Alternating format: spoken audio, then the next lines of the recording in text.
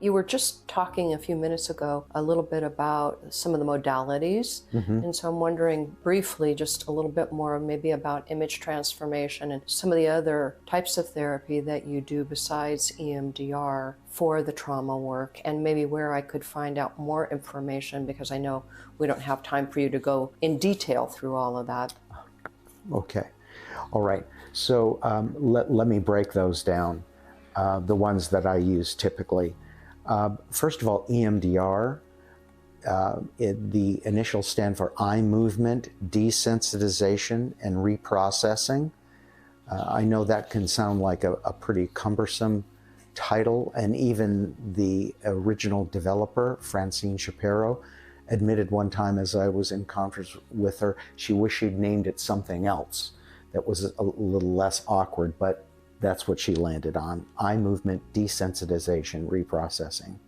So the idea is that the eye movements acts back and forth, corner to corner, or tapping, what they call that bilateral stimulation, accesses the information processing system of the brain. So the neural activity in the corpus callosum, that's the bridge between the left and right hemisphere, goes way, way up. So it accesses those unconscious elements of the memory and integrates them with the ability to make sense of everything. Very effective treatment. It's well researched, been around a long time. I started my training back in 96 and 97, and it produces really good results. So it's a 7-phase process, but I won't go into long about that. But you can go to emdr.com, and you should be able to find a lot of information, and there's a lot of published works on EMDR. So if you want to read up on that. And then other modalities, you alluded to you use more than one. You do more than just EMDR. So can you tell me a little bit about the other? Well, I've been using image transformation therapy for about 6-7 years, maybe a little bit longer. Memory fades on when I took my first training.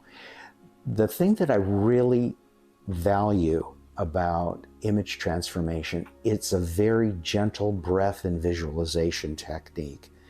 And when we ask about elements of the traumatized memory, for example, like I've alluded to, the image that a person carries in their conscious or unconscious mind of the memory, we ask them to lightly describe the image, and I will add 5 to 10 words. All I need to know what the key words are, so that if the client gets somehow distracted in the process, later in the protocols, they may ask me, what image are we working with? I will be able to say the key words, and that'll bring back what we were working with in the original image. And that's very helpful because it doesn't re-traumatize the client in the retelling. We don't have to really get deeply into the emotion in order to release it. And that's incredibly valuable. Plus, there's a very nicely defined set of protocols that get to very specific disorders, not only depression and anxiety, obsessive compulsive disorder, social phobias, and the list could go on, but I won't take up your time with that. But if you have anything specific that you're concerned about, you should feel free to ask me.